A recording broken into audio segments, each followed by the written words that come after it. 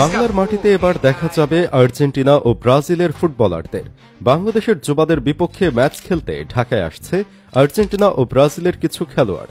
মোট 3 দেশের মধ্যে অনুষ্ঠিত এই টুর্নামেন্টের নাম দেওয়া হয়েছে লাতিন বাংলা কাপ। ব্রাজিলের অনূর্ধ্ব-20 বিশ্বকাপ দলের 2 জন খেলোয়াড়ও থাকবেন এই টুর্নামেন্টে। এছাড়াও ব্রাজিলের বিশ্বকাপ জয়ী কিংবদন্তি ফুটবলার কাফু থাকবেন গেস্ট হিসেবে। বিস্তারিত থাকছে ভিডিওতে। ব্রাজিল, আর্জেন্টিনা এবং বাংলাদেশকে নিয়ে আয়োজিত হতে চলেছে লাতিন বাংলা সুপার কাপ 2025। ডিসেম্বরের 5 থেকে 11 তারিখ ঢাকায় বসবে আসর। রাজধানীর একটি 5 তারকা হোটেলে শুক্রবার সংবাদ সম্মেলনে জানিয়েছে F boxing promotion international limited.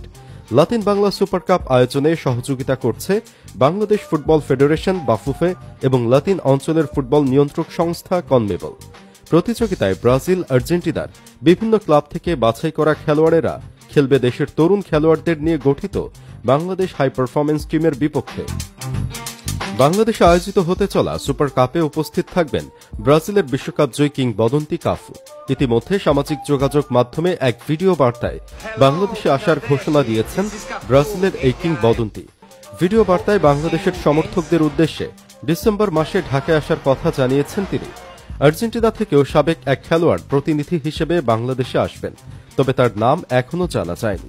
3 দেশ নিয়ে আয়োজিত সুপার কাপে ব্রাজিল, আর্জেন্টিনা এবং বাংলাদেশ সবাই সবার সাথে একটি করে ম্যাচ খেলবে। 5, 8 এবং 11 ডিসেম্বর ঢাকার জাতীয় স্টেডিয়ামে সবগুলো খেলা হবে। ম্যাচগুলো শুরু হবে সন্ধ্যা 7টায়।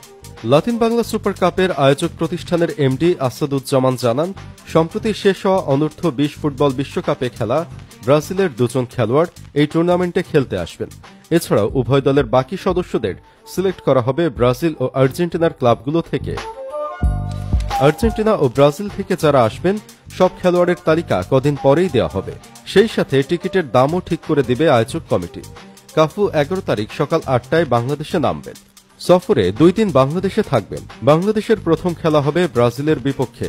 আয়োজক কমিটি থেকে আরও জানানো হয়, আর্জেন্টিনা থেকে ভেরন, বাতিস্তুতা এবং ক্যানিসিয়ার সাথে কথা বলছে তারা। 2006 সালে জিনেদিন জিদানের সফর, 2011 সালে আর্জেন্টিনা বনাম নাইজেরিয়া ম্যাচ এবং 2023 সালে রোনালদিনহোর সফর এখন পর্যন্ত বাংলার মাটিতে ইন্টারন্যাশনাল ফুটবলের সবচেয়ে বড় সংযুক্তি।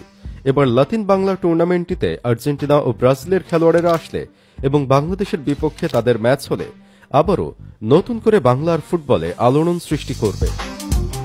বর্তমানে মডার্ন ফুটবলের যুগে মার্কেটিংয়ের বিকল্প নেই। বিশেষ করে বাংলাদেশের ফুটবল এখন যেভাবে আলোচনায় আছে, তাতে লাতিন বাংলা এই টুর্নামেন্টটি সফলভাবে অনুষ্ঠিত হলে আন্তর্জাতিক অঙ্গনে এই দেশের ফুটবল সভ্যতা আরও সাড়া পাবে। দর্শকরাও কাছ থেকে দেখতে পারবে লাতিন খেলোয়াড়দের খেলার ধরন। সব মিলিয়ে এই টুর্নামেন্ট নিয়ে বেশ ভালো সাড়া দিচ্ছে বাংলাদেশের ফুটবলের ভক্ত সমর্থকেরা।